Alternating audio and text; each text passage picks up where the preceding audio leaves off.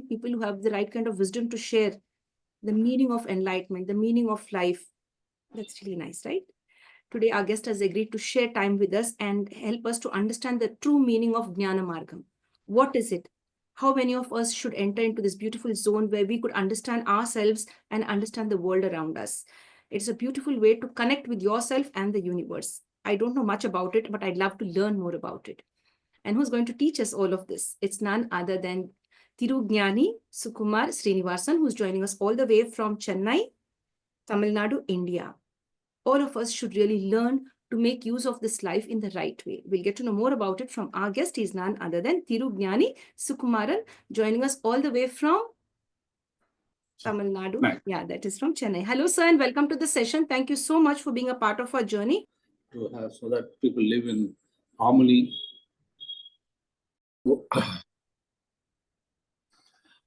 Thank you very much, Andrea, for calling me and giving me an opportunity to talk in Fab Talks, where you have been giving a lot of opportunities for people in various fields to talk about themselves and the professions and various aspects of life, which is going to give them a lot of fillip to live a happy life, a harmonious life, and a peaceful life. That is what it's all about. The life, what we are living, has to be lived in peace and harmony. That is the purpose. Now, that is what is, you can say, if somebody asks, what is the purpose of life? The purpose of life is nothing but to live. That's what. There is nothing, there is no target, there is nothing to achieve or something, but the purpose of life is nothing but to live. The point is how to live and how to live and how to coexist with other people. That is what is the most important aspect of living. Parallelly, if you have a look at the animal world or at the plant world, they have been living in perfect harmony among themselves, isn't it? Right in front of our eyes, when we look at the world of animals and the world of plants and trees, they do not have any conflict among themselves. They do not have any violence. They live in peace and harmony, despite the fact they are endowed only with 5 senses, 5 and below. We have the 6th sense, but they have 5 and below that. But despite that, the plants and trees are supposed to have only 1. So with that, they live in harmony. They do not have any conflict among themselves, or they do not, kill their own race at all. They do not eliminate their own race at all, apart from the fact there are some animals which kill the others for food. That is a part of nature. We are not going to talk about that. But the point is, they don't, a race doesn't, an animal doesn't kill its own race. A cow doesn't kill another cow. A worm doesn't kill another worm. A tree doesn't kill another tree. But unfortunately, man kills his own race. Man is the only animal in this world which eliminates other people in bunches, in lakhs. And it has been happening for the past centuries. Right from the times of when the kings ruled this world, this killing human beings for purposes which are not satisfactory at all, which only satisfy the ego of the people, only for that they went on amassing more and more regions, more and more countries. In the process, they waged war with the people, other countries. In the process, they killed lakhs of people. And just imagine how many lakhs of people were killed, okay? But how many lakhs of people were maimed? They didn't die, but they were maimed. They lost their legs and hands, they were amputated, they had injuries in their body. Then how they would have suffered in their life. So the amount of violence perpetrated by the human beings on one another is, unimaginable, but we have not given a thought. What are we being told? What are we being taught in the history and all that? These kings, they became big kings, they amassed a lot of regions, they become samrats, they become emperors and all that. But behind that, what is that? Behind that, there's a lot of killings of people. You have made people to suffer. And over their bodies, you built your own empire. That is what the kings have done, isn't it? And those days, they were only swords and spears. One man can kill, maximum 5 to 10 people. But today, we have because of our scientific advancement, what we call as advancement, and technological improvements, we have built an arsenal of arms. Every country has got, tremendous amount of bombs in its backyard, apart from amassing even the nuclear bombs. With a touch of a button, a country, a leader can kill lakhs of people. With a touch of a button. Now, this is what, this is what the advancement in science has done to us, the humanity. So the problem with the world is, does not come from anywhere. It has come from within us. The problem with the world is the humans. Humans are the problems. There are no other problems existing in this world at all. If somebody says there are problems in my world, there are no problems at all. You are the problem. You are the problem. You have spoiled this entire, the earth by your activities, by your knowledge, by what you call it as, scientific discoveries and advancements. You see, whatever scientific discoveries have been done, whatever has been done, they have gone to destroy the nature, isn't it? See, you have found out chemicals, composite chemicals, fertilizers, you have found out plastics, you have found out electronic products, you have found out nuclear arms. Now look at all these things. There is a waste. Once they are utilized and there is no more usage for those products, what are they being done? They are being dumped. So plastic is being dumped, landfills, is being dumped in oceans. So much so, now there is another concept which has come, which is called the microplastics. Microplastics is the most dangerous thing. In fact, I would go on to call it as a second atom bomb. Because atom bomb, once it is dropped, it kills about thousands of people in a particular region. But microplastics, which is something like 0.5 mm or something in size, now it is all over the world. It is all over the world. It is in ocean. It is in the air. It is in the food, what we eat. It is in the vegetables we eat. It is in the marine life. It is in the fishes we eat.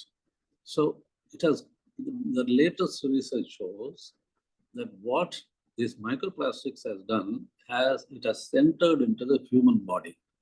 So much so, it has got stuck in your heart, in your liver, in your lungs, and it will be surprising, it is also in the human semen. So the fertility rate, which has come down now drastically all over the world, it is maybe because of the microplastics, because the people have lost their fertility to produce children, and that is why all these artificial, insemination and all the things that have come. So the microplastics is a danger which is lurking. You see what happens, these microplastics will enter the body and all that. I'm not deviating from the topic of enlightenment, I'm coming to that. Now, these are the dangers what we are facing now, how the earth has come to such a stage. That is what I'm coming to. So it has come to such a stage that the microplastics have found a refuge inside the body in all the organs. So it may not be a surprise if in another 5 to 10 years, if young persons of 15 to 20 years die of heart attack, die of lung diseases, die of cancers, failure of kidneys, young people. It is quite possible because there is no way any research can take the microplastics out of the body. In our own city in Chennai, it is found out that 3/4 of the fish which is being sold contains microplastics. Where it has come from? It has come from the sea. Now, where the sea has got the microplastics, it is because of the plastics which are being dumped in the ocean by various countries. And the worst part is India is the highest producer and user of plastics. All over the world, it is said, the research says, the statistics say 42 crores tons of plastic is being manufactured every year, out of which only 10% goes for recycling, and balance is either stored in the house or thrown into the garbage. Once it is thrown into the garbage and segregated, what happens is it becomes, it disintegrates into microplastics. And thereafter, nobody could control that. So that is the danger. So that is a scientific invention. Now, a scientific invention is the human body, what we have, has got, the tremendous capacity to, digest all the food what we take. A man eats something like 35 tons of food in his lifetime. 35 tons, that is about 4 truckloads. Now, if this 35 tons of food, where does it go? It goes into the body. The blood is created. Nutrients are created. It is given. The balance comes out as excreta, and that gets mixed in the soil. Now, is there any trace of those 35 tons of food in the soil? No. They get degraded. They get degraded and merges with the soil. So the creation, the beauty of creation is whatever Creator has done is that none of the waste will be left undone in the soil. But whatever man has found out, whatever man has invented, has come to a stage where we are unable to dispose of the plastic waste. We are unable to dispose of the electronic waste. That is another dangerous domain. Because electronic waste doesn't get degraded at all, and it isn't everything. See, plastic itself has got a degradation life of 400 years. A leather gets degraded in 60 years. The cotton gets degraded in 2 months. A paper and cardboard gets done in 1 month. A plastic bottle or a plastic banner, all these things, they get degraded in 400 years. And they say electronic waste doesn't get degraded at all. It is there. And as far as nuclear waste is concerned, the countries, the holders of nuclear bombs, they do not know where to dispose of the nuclear waste. They are all lying idle somewhere, and it is a big secret. Where are they being stored? Are they being stored under the, in the earth, 5 to 10 kilometers down the earth, or is it being stored somewhere else? So the plastic waste, the electronic waste, the medical waste, the nuclear waste, and even space waste. Now, whatever we are doing is to go to the other, planets and all that.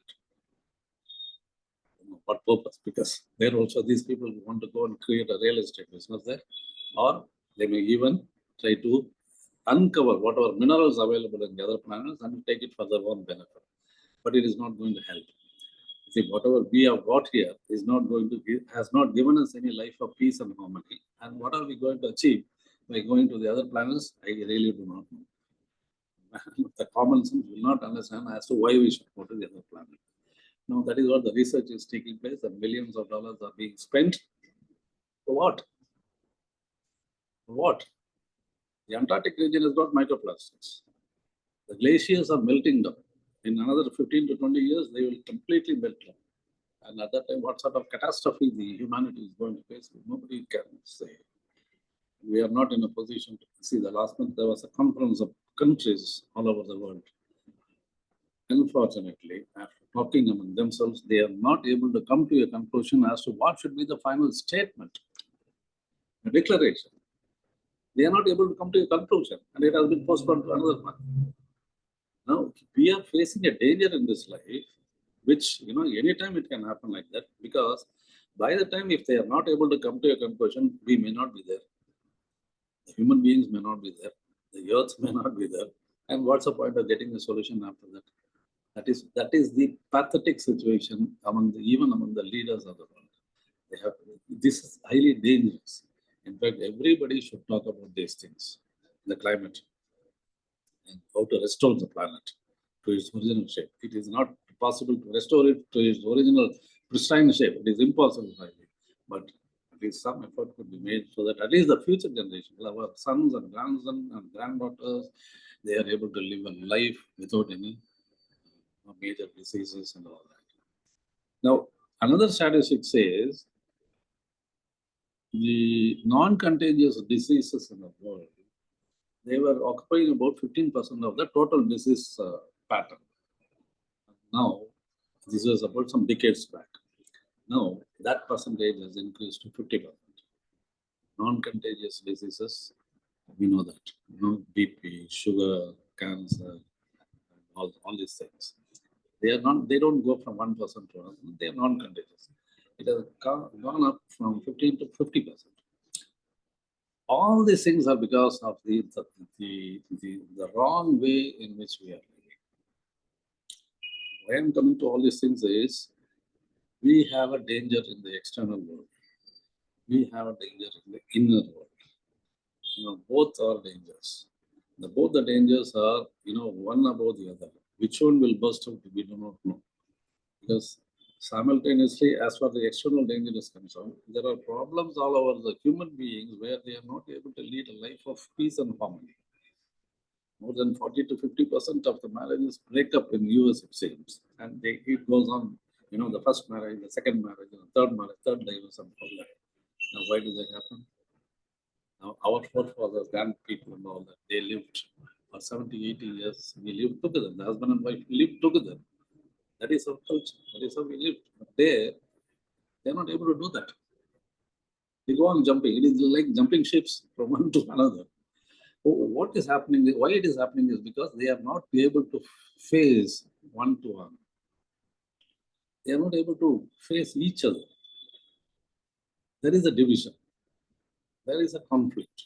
There is an ego factor. Ultimately, what is happening, what it is coming to, what it is boiling down to is an ego factor which is now ruling the world. We are thinking we are the masters. No, we are not the masters. Our ego, our mind is the master. And these egos, if there are 700 crore people in the world, there are 700 crore egoistic mind. They only control it. Because our actions, our speech, and anything is dictated by our own minds. Coming to the point, why mind? The mind is the one which is ruling the world. And mind was the thing which was ruling the world earlier also. Fortunately, our masters, our jnanis in our India and China, they have found out what is the way out. Because the very purpose of life is to live, as I said. And the very purpose of life is to go back to the same source where we have come from. See, we have come from a source. We will not get into spiritual aspect, but we will touch upon it because that is very relevant to what we are talking about. It is not that spirituality is an allergy. It is like a pariah. No, it is not that. It is part of our life. You are spiritual right from the day of your birth because there is something inside which is running you. Without that, you can't run. You can't live. What do we have? What is the energy source which is making us to live in this world? There is something inside. That is why our people say, Aham Brahmasmi. There is something inside, an energy source that is only driving us. Without that, we will not be able to live, not even for a second. The breath, what we are breathing, has been given by somebody else. It's not your breath. Are you breathing? Are we breathing?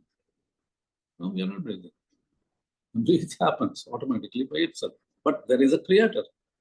Somebody has created the breath. Somebody has created the source. Somebody has made provision for that. So that you breathe. Unconsciously, we go on breathing. But that only sustains you. That only sustains your life. Now, who is the energy source? Who is the creator for that? Apart from that, the food we eat, that takes care of our body and, grows. We grow. The muscles are built, the bones are built, the nutrients are given. It is built. Now, where does the food come from? Somebody has created the food items there. It is not our contribution. Are we creating food items? We are not. We are only an instrument. We put a seed, it comes up. It grows and it gives us everything. The food particles, the fruits, the vegetables and all that, everything. That grows by itself. So the Creator has created this world in such a way that we, as human beings, and we are supposed to be the most favorable, animal of Creator. We are supposed to be the most favorable animal of the Creator. It's not that, just for humanist sake, I'm saying. So he has provided us with all the facilities, food, air, water, earth, everything is great.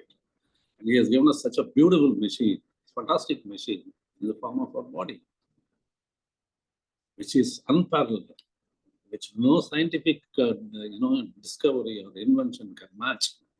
Unparalleled, because it creates, it functions by itself. We don't contribute anything for its functioning at all, except for the fact that we eat periodically. That's all. Anything other than that, it is not expected of us. Whenever we feel hungry, we eat. Whenever we feel thirsty, we drink. Whenever we feel sleepy, we go and sleep. So the body speaks to us. The human body speaks to us to do certain things, and we do it. If we take care of that, we live healthy. We live healthy. But to convert the whatever we are eating into a blood or nutrients or some vitamins and all that, we don't contribute anything. It happens. Now, it doesn't happen by itself. There is a creator. We don't mention the word as God. Because again, the God is allergic to people. To younger generation, the word God is allergic. So we use the word either supreme intelligence or creator. We were a small, small, minute particle. When we came into this world, we were a small particle, and that has grown into such a huge human body without any help. And inside the human body, what sort of transactions take place is, unimaginable. The blood travels about 96,000 kilometers inside the body, it seems. The heart pumps about 4 to 5 liters of blood every minute. In every minute, the lakhs of cells die, and lakhs of cells are new cells are coming in. Another most beautiful point is, when the cells die, how do they pass on the knowledge and information to the incoming new cells? Are the incoming new cells, are they pre-programmed to do whatever they are supposed to do? Who gives the knowledge? Because the cells in the heart function, they do the function of a heart. The cells in the liver, they do the function of a liver, kidney, anything, lungs and all that. Now, who gives the knowledge? Did the old cells pass on like a relay race, passing the baton? Do they pass on the knowledge? Or is the knowledge pre-programmed by somebody else, by creator? Such minute cells that they carry a knowledge, they carry a memory as to what they should do. Such a fantastic way of working. And this is happening in the body in 1 minute, and that has been done by the creator. And with that body, all we have to do is to find out, live happily, and find out from where we came in. That is the search, what we have to do. See, right from school days, we were taught to search for something. We were taught to search for a better education. We are taught to search for a better job, search for a better life, search for everything. Even buying a vegetables also, you will have to do a research, search, and buy a good vegetable, not a bad one. Otherwise, your wife will fire you. So you segregate and do a lot of studies to get the best vegetable, best clothes, best car and all, best mobile, everything best. But have you done some homework and have you searched yourself as to who you are? Have we searched as to who we are? Or are we taught that you should do a search on yourself as to find out? Because such a beautiful machine, what is taking you, which is going to take care of you for the next 50 to 60 years or 70 to 80 years, or you're not supposed to know its origin. See, when you buy a, say, car or something, when you buy a mobile or something, you do all sort of break it, open it and then find out how it is functioning, what is the technology and all that. We do that. But have we found out how we are functioning, how the body is functioning, where is the body, why the body is not listening to us, why the mind is not listening to us? If these three are not together, how are we going to serve it? All that sort of, search.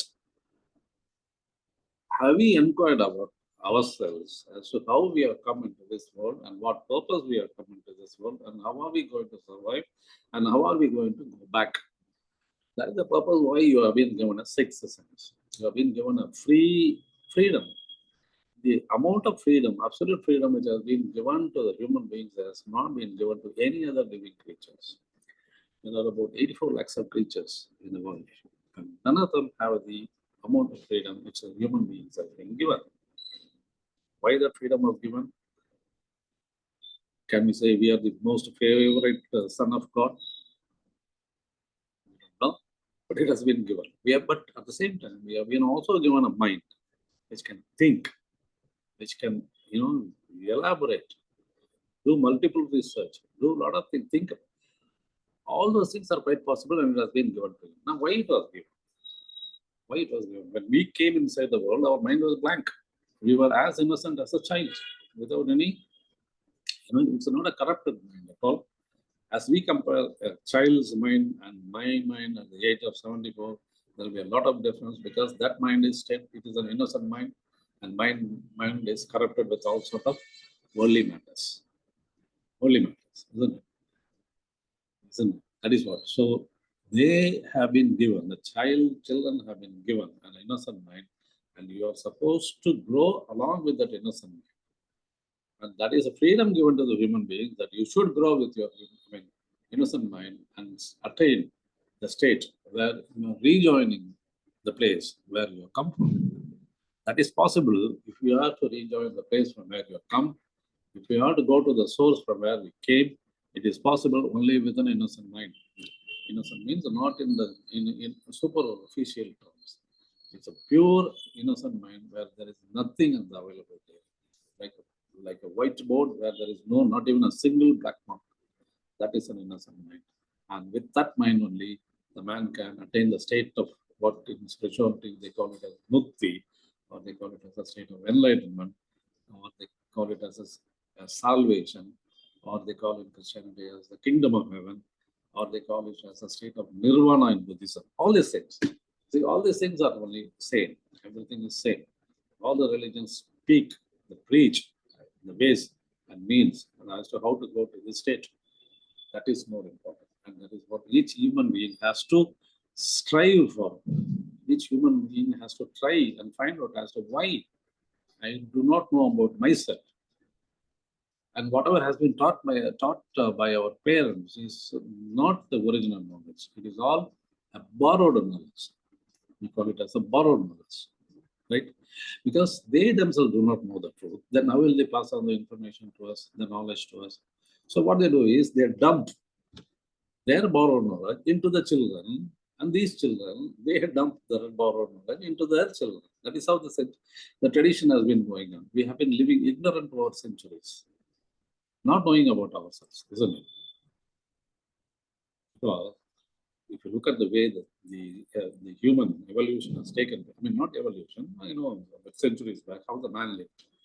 When the man lived, see, you take it for instance, about 1,000 years. 1,000 years back, how the man was.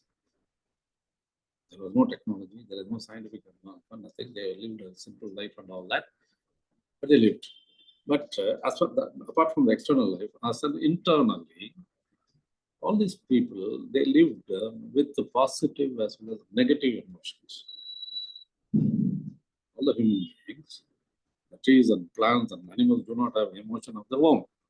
They are pre-programmed and they carry out what has been prescribed to them, and what they are destined, they go on doing it and then they die. That's all. That's the end of it.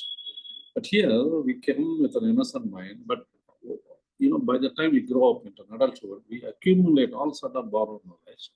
We accumulate all sort of negative emotions. We accumulate all sort of likes and dislikes, and we want to be one upon the other. That is how we are taught. Even in schools, how are we taught? You have to get 99%. You have to get this grade, that grade, so that you get into such and such a college, IIT, and all that. So what happens is the child is taught to be competitive, jump over the shoulders of other people and then go to the first place. That is how we are told. So the spirit of competition has been dumped upon us right from the childhood, and that is how we have learned how to jump in the queue, how to go ahead of other people. And in the process, if those other people are affected, it is not my concern. That is how we live. The world lives like that, isn't it? So that has been done by the faulty education system and the faulty knowledge which our parents have passed on to us from century, from previous generation. This generation has been done. Of course, there are a lot of exceptions where parents are taught what is to be taught. They have told how to live. These are things all happen in our those days in the Gurukul, and where the Guru Sishya system was there, where they were taught about the realities and all that was there, but they've all been destroyed. They've all been destroyed because we have been ruled by the invaders by more than 700 to 800 years. So our culture and traditions and our education and all that has been totally spoiled, and we are hanging in midair. That is how it is. Once we had such a rich knowledge, now we don't have. We have to depend on knowledge for other countries like that. So what I'm saying is the education system and the parental system, how we are groomed in the school, in the house, and all that, have not made any man fully a man who can live with harmony in life. Instead, he was advised or he was forced to live a life of competition and to gain things over other people. That is how he is living. That is why it creates a conflict in the world. That is why it creates a conflict in the world. Now, there is a small story which will be a very, it will be a very much used. African village, one, Western scientist or somebody who went there. So when there he found some, in a small tiny hamlet village, group of children were there. Then he organized something. He organized some race, running race. So he took out, plantain, and told the children, whoever runs fast, he will be given this bunch of bananas. So they started and they ran. They ran. But this fellow was surprised because all these children ran together. They ran in the same horizontal line. None of them was ahead, none of them was behind. All of them ran together and reached the destination. And this fellow was surprised. So he came, why did you run? How can you give these bananas to the winner? Who is the winner? And you know what the children said? We don't want any winner. We don't want any winner. We want to share whatever you are giving it to us. That is why we ran together. Now, this is what? This is what is the harmony. This is what is compassion.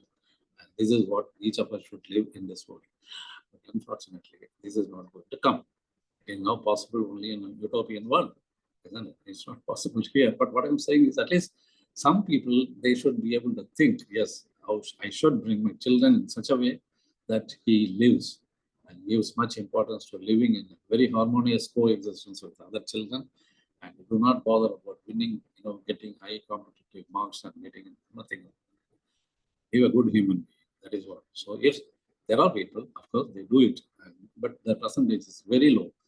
And we should make an attempt to do that so that children grow in a much healthier way. So all these things, they have made us as one of the most highly selfish creature in the world.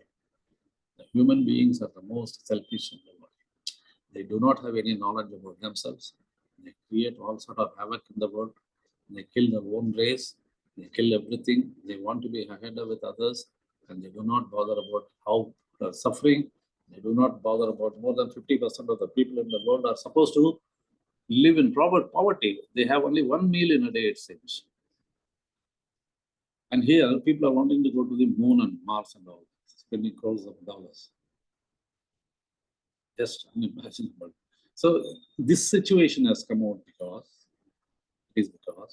we have not taught to learn about ourselves. Here it is what is required is the knowledge of the self. The knowledge of the self is much more important than any other education. And this is a real education. This is why in Tamil we call it as Meikalvi. What is being taught in the school is supposed to be a Poikalvi. It's a false education. This is a true education. Know about yourself. Know about yourself. Now, that is what is called as, if you know yourself, that is called as enlightenment, which leads to enlightenment. Enlightenment is nothing but to know the truth that you are interconnected with all the living beings in this universe. all the living beings, even inanimate things also, everything, we are connected. And enlightenment is the one, is the education, that is what will teach you as to how to live with a common purpose rather than for individual self. And second thing is, the enlightenment is one, when we know about that, we are not there as individual identity. That is enlightenment. There is no individual identity at all. Yes, I have, my name is Sukumar, I have a degree, education, I have achieved this thing, I have amassed all that. These are all accumulations. These are all accumulations. Who am I? The question is, you should ask, as Ramana asked, who am I? Ask yourself, who am I? Who are you? Who are you? When you ask that question, nobody will be able to give an answer as to, he cannot describe himself. What can he do? What can he say? No, sir, I am Sukumar. No, that is the name given to you. What else? Leave aside the name. Leave aside the name. Who are you? I don't know. I am a mind. I have a mind. I have a body. I have a soul. All these things put together, I am there. Now, find out where is the mind? Where is the mind? Nobody knows. None of the even Jnanis also have found out where is the mind. It is there, but it is there. It is in, abstract. The mind is abstract, but it plays enormous role in our life. Because mind is the one which dictates everything. Mind is one which rules everything. Mind is the one which, manipulates things. Mind is the one which destroys human beings. You take a decision to kill other person, you kill both. The decision comes from the mind. So the mind, which is not there in a physical form, but it controls the entire universe. So surprising it is. And if that person is, okay, you say your mind. Where is your mind? You don't know. Say right. Do you own the mind? If you ask the question as to do you own the mind? Answer will be no. Because I don't own the mind. Apart from the fact that it is not visible, the mind has got knowledge, memory, everything. So, but the mind, do you own the mind? No, I don't own the mind because the mind acts independently. The mind doesn't listen to me at all. If I think that I should think only this, it doesn't think that particular matter. Instead, it thinks of something else. When I think this particular memory should not come to me at this point of time, I go to a temple.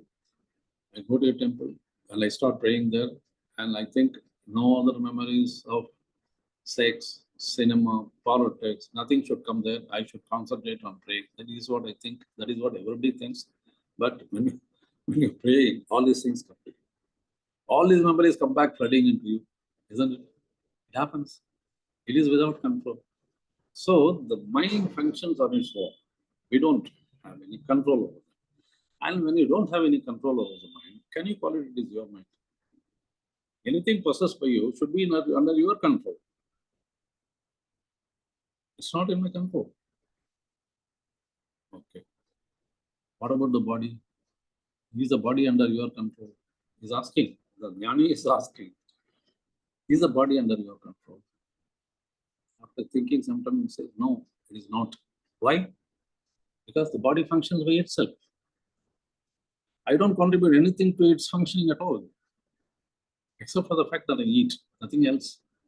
All the other things are taken care by the body. Everything. Such a fantastic conversion. They call it alchemy. Alchemy. The art of converting iron into gold is called alchemy. Rasavadam, they call it in Tamil, they call it Rasavadam. You see, if you put mud, dust, dirt, everything at the bottom of the plant, it takes it without any, conflict. It takes it. But ultimately, it gives out a beautiful flower. The mud is converted into a flower. The waste is converted into a fruit. Delicious fruit. That the same way, the food is converted into blood and nutrients. This body does it. There also they do it. Our body does it. But do I contribute anything for that? No, I don't contribute. Then how can you call it your body? How can you call it your body? No. So the mind is not yours. The body is not yours. In fact, when we are not well, we say, In English, we say, I am not well. Sir, how are you, sir? How are you? Are you, He says, no, I am not well. My body is aching. My head is aching. But in Tamil or in our Indian languages, if you ask, sir, எப்படி இருக்கீங்க என்ன நடக்குது என்ன பண்ணணும் உடம்பு சரியில்லை sir as if உடம்பு belongs to somebody. We don't say என்னுடைய உடம்பு சரியில்லைன்னு சொல்றது இல்லை, isn't it? I don't say my body is not well in Tamil or in Hindi. Sir dukta, thala valiக்குது, as if thala belongs to somebody else. See, these are the ways the words have been constructed in our language so as to remind us that you are not your body, you are not your mind. It has been constructed in such a way. In the normal usage, the words, there are so many other examples of that. So all these things have been constructed in such a way that you have to be reminded that you are not the body, you are not the mind. That is there. We'll come to that later. Because it has got a lot of other words also. Let it be. So if the mind doesn't belong to you, and if the body doesn't belong to you, does the soul belong to you? The most third important aspect of all these three, the collision. We have a collision in the political parties. Like that here, the mind, the body, and the soul, they are in coalition. So does the soul belong to you? That's the question. Obviously, it doesn't belong because I don't know whether it exists or not, first of all, and I don't have any control at all. It functions by itself, and I don't know whether the soul is inside the body or outside the body. That also I don't know. People say it is inside the body. The masters, Jnanis say it is inside. Aham Brahmasmi. He is sitting inside. They say, but how do I believe?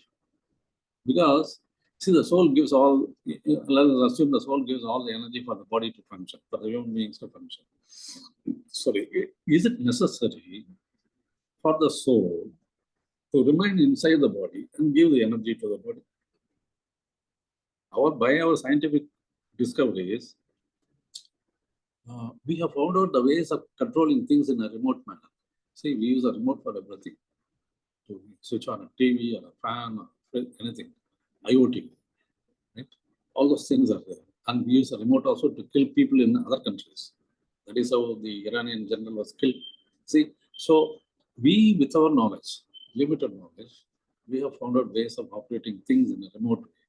Now, can't the creator, who is supposed to be the supreme intelligence, the most supreme intelligence, can't he have such a intelligence to control the source from outside the body?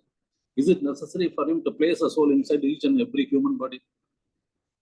That's a question which nobody can answer, isn't it? So anyway, that is on sideways.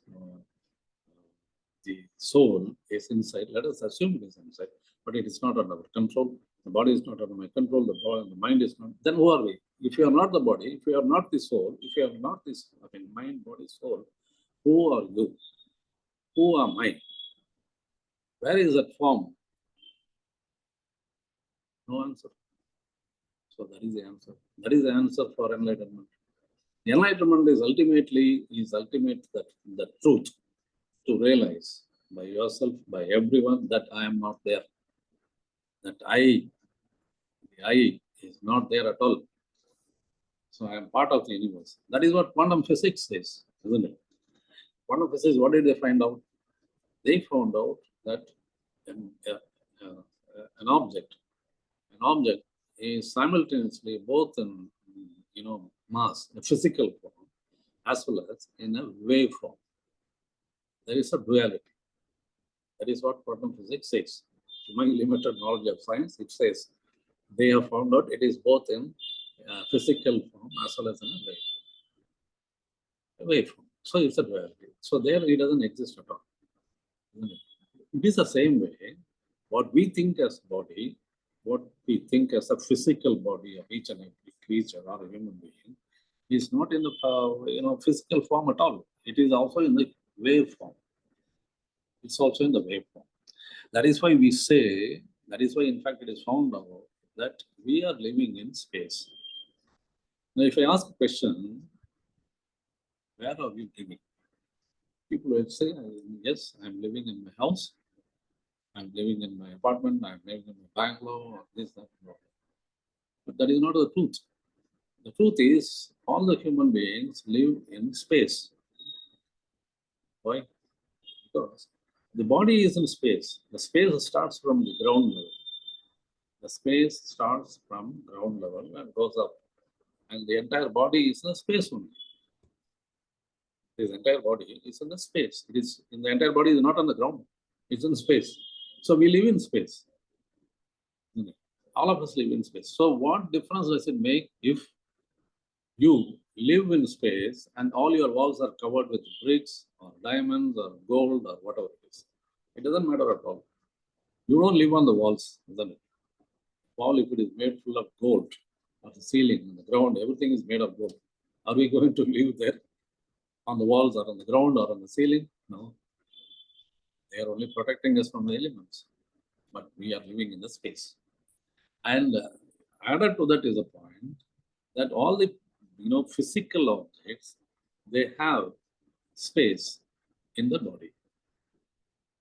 So the body has got space, empty space inside the body, and that percentage is 99%. Only 1% is physical mass. 99% inside the body is vacuum, empty space. Now that is how it has come about, because inside the atom, the empty space is 99%. Inside every atom, the empty space is 99%. That means all of us are made up of atoms. The atomic particles only make us. So that means we are living in space. We are having space inside, and there is no physical form at all. But it appears to be a physical form. It appears to be a physical form. That's all. I look like a man. It looks like a cow. It looks like a tree. Physical forms. But know the real truth. They are all space. They are all waves. Those waves which carry energy, they only carry out, because the energy, we are all packets of energy. We can say we are all packets of energy. Human being is a particular packet of energy. A cow is a packet of energy. A tree is a packet of energy. All are energy packets. And this energy comes in a wave form. So there is no physical form as such. So the enlightenment is to understand and to know the truth that I am not there. I am not there at all. That is one basic truth which we have to find out from getting this type of education. Finding out after getting that, and once you get that, you lose all your sense of possession. We lose all our sense of possession, because when I am not there, what am I supposed to possess? When I am not there, what am I going to possess? Nothing, because everything belongs to everybody. That is part of communism. Who is the first communist in the world? He is not Karl Marx. He only made a theory, that's all. But who are the communists in the world? It is it is the plants, it is the trees which are communists, because they grow and they give the fruits and vegetables and food particles to everybody whomsoever it comes. They don't discriminate between people. They don't create any obstacle and all that. Not you should not come, you should not, nothing. Anybody, everybody can take. Whatever it is I'm having, I can take. Now, they are the true communists. Yeah. In fact, we should learn from them. And we call our people as communism. It is not. Anyway, so this is the way the Creator has created the world in such a way that the human beings, by acquiring the borrowed knowledge from our parents and from books and from society and all that, we should throw them out and find out the real truth as to who we are, why I am here, and how can I reach the destination from where, or the source from where I came. Is it required? And how do I go about it? This is where the masters come. This is where they have guided us in various different ways. Each master had his own way of guiding, his own way of teaching, but ultimately it's the same. All the masters put together, they come to the same stage, same finish point, and from there they go together. That is how, as an example, if you go to, say, Tirupati, what happens is people go on different queues. There's a free darshan, there's a 100 rupee ticket, there's a 500 rupee ticket, there's a VIP, 5,000 ticket, 10,000. All those queues are there separately. All those queues are there. And ultimately, when you go inside, what happens is all the queues merge in front of Swami, and then they go at a single file. We have seen, isn't it? It's the same way, all the masters, they teach meditation, they teach Karma Yoga, they teach Raja Yoga, they teach Bhakti Yoga, they teach Jnana Yoga. All these paths are one and the same, but only thing is the approach is different. But ultimately, all the approaches go and join together in a single line where that is the most basic understanding of the knowledge of the enlightenment. Where do they go and meet? They go and meet in a place or in a particular aspect called the Manonasam. They meet in a place. See, all the paths lead to a particular place where each and every one of us should destroy our own mind. That is called the Manonasam. So that is called no mind. That is called a mindless state of innocence or a state of nirvana. All that can be called. But the point is, we should destroy our mind, because mind is a culprit which is preventing us from looking at the truth. Because this mind itself doesn't have an existence at all. It is an accumulation of all memories of past. Education dumped on us by the people, experiences dumped on our people, our likes and dislikes, our cultural habits and traditions, and our particular identifications with the political, economical, social policies, philosophies, this, that, so many things. All these are accumulated in the form of a mind. That is mind, nothing else. Apart from the knowledge, the little knowledge what we gather from the part of our day-to-day life, that is knowledge. I don't talk about the bookish knowledge like physics, chemistry, that is separate.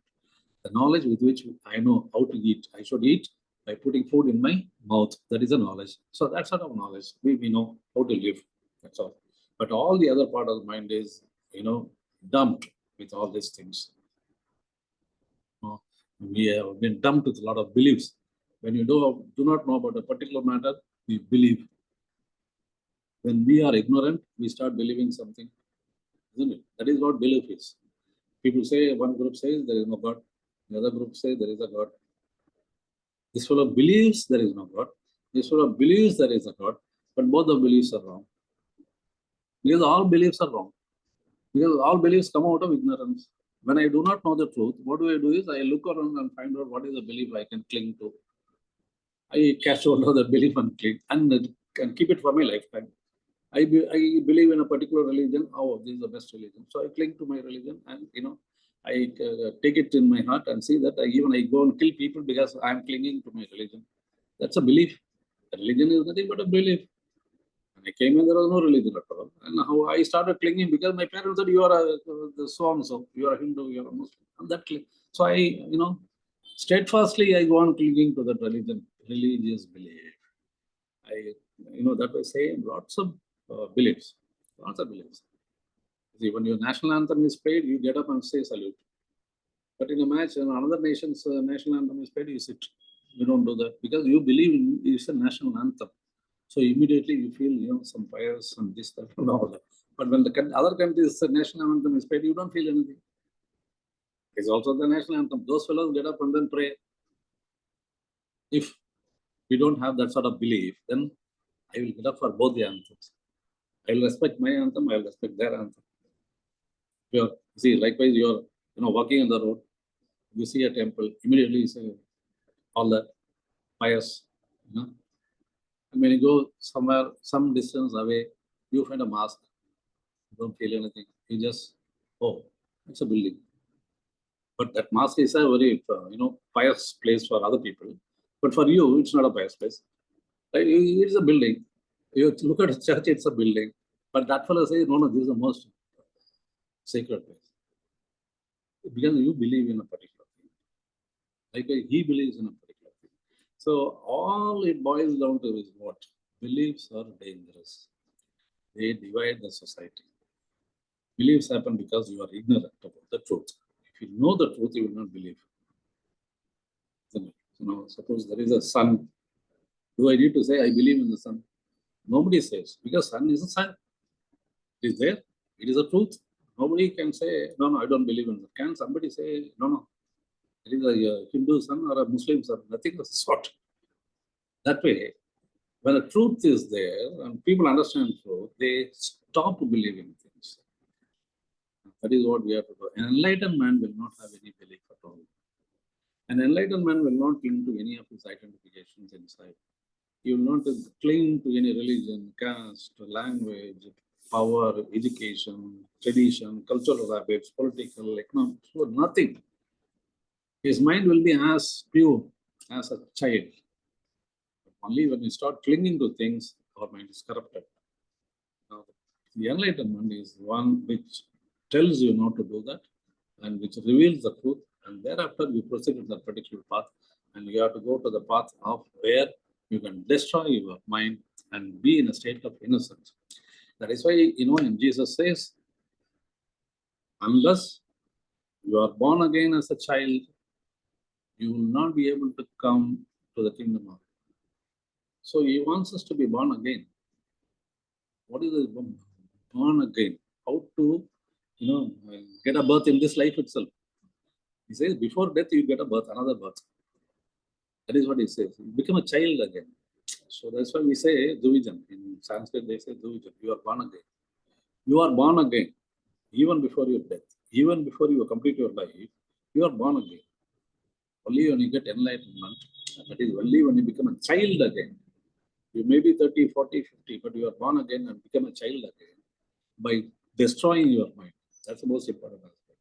By destroying your mind, you will be reaching the state of innocence. And that state of innocence will take you to kingdom of God. That is what Jesus says. And that is there in our Hindu culture also. All these things are common. It's all in almost every religion.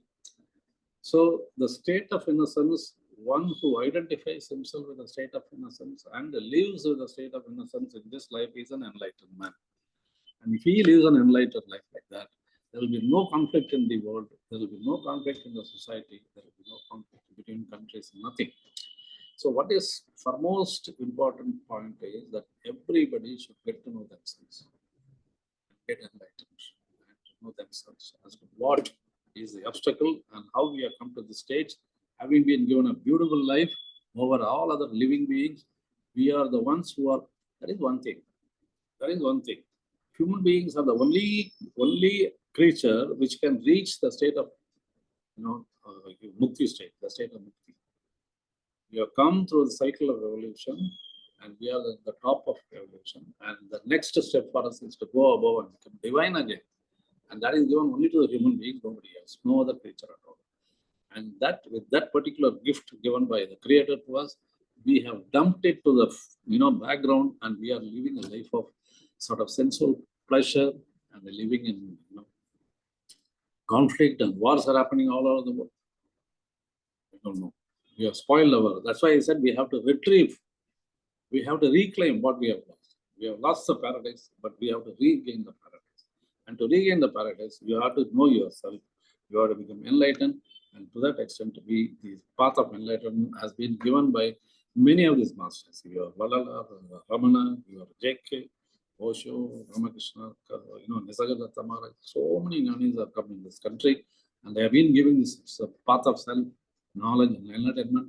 But unfortunately, our younger generation, or even ourselves or other people also, they do not bother about those things because they have been pushed to the background. Because to live competitively in this world is the foremost thing in this world. That is how people are taught, and that is because of that only people are spoiled. There is no, interconnected humanity between the people. But enlightenment will give that. In fact, I would want to say that this has to be made as part of the curriculum in the schools. To the extent possible, these people, children have to be taught, not in the younger age, but in the age of, say, 7, 8 or something. From that point onward, they have to be taught about themselves and they have to know themselves. Then they will, at least, if not 100%, at least 30-40% of the students will come about knowing themselves, and that will be a great transformation in the humanity. Is what is enlightenment is capable of. So, thank you. Thank you, sir. We have to thank you because you've shared your journey so well, which what you've acquired through all these years. Thank you for sharing your wisdom and enlightening us about the real meaning of life and how to take care of ourselves and our surroundings. Much appreciated. I mean, you've taken out the time, the energy, and the positive aura that you've shared today. That's really very nice. In That fact, to add, I have not come to the final part. yeah, you can go. Yeah, I will have it on a different session where I'll give you the solution as to how to go about destroying your mind, as told by the masters. So Sure, that's sure. very easy to understand, very easy to implement, very easy to practice, and you will be surprised to know only that's all.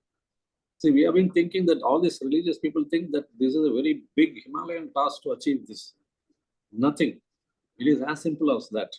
It is as simple as your breath, which is taking place. You see, the breath is taking place so easily. Getting enlightened also is as easy as that. Only thing is you should understand how the masters have told it and how we decode it. How do we decode what they have told and pass it on to the other people there? That is what is to be done. And that is what we are doing. In fact, my website is because of that. I'm doing a free service for people who are interested to take online classes. I started only last week. Let's see how it goes about. Yes, sir. Thank you very much, sir, for sharing all of that. And we do hope that many of them could resonate with what you've shared and could transform their lives. And of course, if you'd like to connect with our celebrity guests, my dear friends, you could get connected with Sir. We'll share Sir's description details in this video. When we share this video, we'll share his details in the description. You could go through it and get connected with Sir if you'd love to have a life transformation in your life, or a transformational session, or an enlightenment session, to put it right. You could get connected with our celebrity guest. He is none other than Thirugnani Sukumar Srinivasan. Thank you for the opportunity. I hope people have received this message in a positive spirit. Let us get connected. Let us get connected. We are all connected. So let us get connected more. That's all. Thank you very much. Thank you, sir. Thank you very much. Thank you. So, dear friends, we'd like you to share the details. Let me put it right. Dear friends, we'd love you to share this video with the right kind of people. You never know who may be interested in what was being shared today. It was being shared with lots of depth and lots of experience. Sir has gained a lot of knowledge and experience and wisdom from various platforms. And today, he's been sharing all of that. Do share this video with the right kind of people such that they could benefit in the right way. And of course, if you like what the International Fab Talk team is doing, connecting with the right kind of professionals, the right kind of experts like Mr. Sukumar, you could also like, comment, subscribe, and share to the International Fab Talks. And above all, don't forget to take care of yourselves and understand the real meaning of life and contribute in a positive way. To put it right, contribute in a positive way. Stay blessed. Thank you, sir. My dear friends, with this, we'd like to come to an end to the International Fab Talks for today. If you like what the International Fab Talk team is doing, stay connected with us. Like, comment, subscribe, and share to the International Fab Talks. Above all, don't forget to love yourself, protect your family, understand the real meaning of your existence, and of course, contribute to the world in the right way. With this, we'd like to sign off now. Stay safe and stay blessed. Thank you, sir. Thank you.